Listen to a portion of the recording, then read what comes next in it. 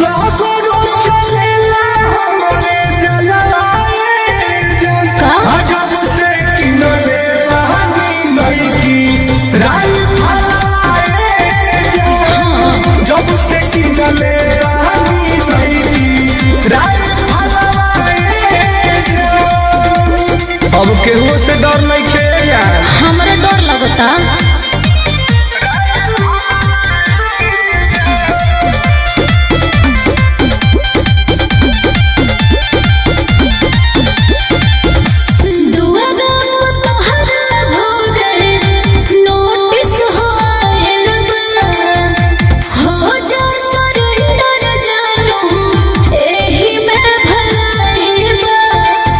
तो होइए नहीं कर सकत।